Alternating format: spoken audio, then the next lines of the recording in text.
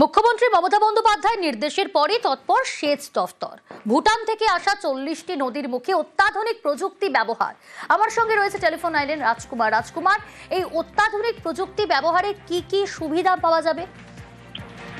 দেখো প্রিয়াঙ্কা, এটা দীর্ঘদিনের একটা সমস্যা ছিল। সমস্যাটা হচ্ছে এটাই যে আলিপুরদুয়ার জেলার উপর দিয়ে যে নদীগুলো গেছে তার বেশিরভাগ বললে প্রায় সব নদী কিন্তু ভুটান থেকে ধেয়ে আসে।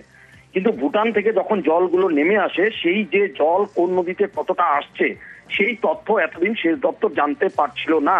এবং শুধু তাই নয়, ভুটানের বৃষ্টিপাতের ওপর কিন্তু এই এলাকার নদীগুলো ফুলে ফেঁপে ওঠে। ভুটানের বৃষ্টিপাতের তথ্যও কিন্তু এখানকার সেচ দপ্তরকে ভুটান সরাসরি জানাতে নারাজ ছিল। ফলে কেন্দ্র সরকার মারফত এই বৃষ্টিপাতের তথ্য এলো, তা দেরি হয়ে যেত।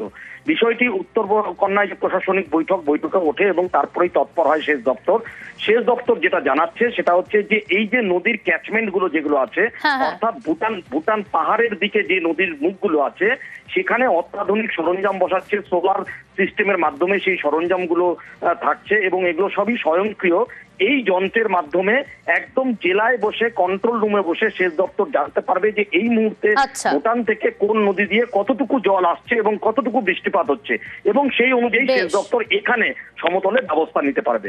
প্রিয়াঙ্কা, মুখ্যমন্ত্রীর নির্দেশে এই জায়গায় রাজ্য সেচ দপ্তর অত্যাধুনিক প্রযুক্তি ব্যবহার করছে, যে প্রযুক্তির মাধ্যমে স্বয়ংক্রিয়ভাবে ভুটান পাহাড় থেকে কী পরিমাণ জল আসছে সেটা সরাসরি সেখানে জানা যাবে এবং সেটা রেকর্ড হয়ে সরাসরি সেই তথ্য ইন্টারনেটের মাধ্যমে কন্ট্রোল রুমে বা ইরিগেশনের কাছে চলে আসছে। এটা একটা বৈপ্লবিক পদক্ষেপ আমাদের এই ডুয়ার্সের প্রত্যন্ত এলাকার জন্য। ওইখানে লেভেলটা যখনই আসবে, এই যে ধরুন গেজ লেভেল যখন আসবে, ওখানে একটা মিররের মতো আছে, আয়নার মতো জিনিস আছে, ওখানে রিফ্লেকশন আসবে এবং ওটা অটোমেটিক্যালি ওই ইন্টারনেটে কানেক্ট করা থাকবে। আমি ঘরে বসে কন্ট্রোল রুম বসে দেখতে পাবো ওখানে লেভেলটা কি আছে। মুখ্যমন্ত্রী কি নির্দেশ দিয়েছিলেন শুনবো। বর্ষা ইতিমধ্যেই শুরু হয়ে গেছে। গত কয়েক বছরে আপনারা আমফান থেকে শুরু করে নানা রকম সাইক্লোন আপনারা দেখেছেন। রাজ্য, জেলা, ব্লক স্তরে কন্ট্রোল রুম চালু করতে হবে এখন থেকে। ব্লকগুলো খুব ইম্পর্টেন্ট। সমস্ত অফিসার স্টাফদের সর্বোচ্চ সতর্কতার পর্যায়ে থাকতে হবে।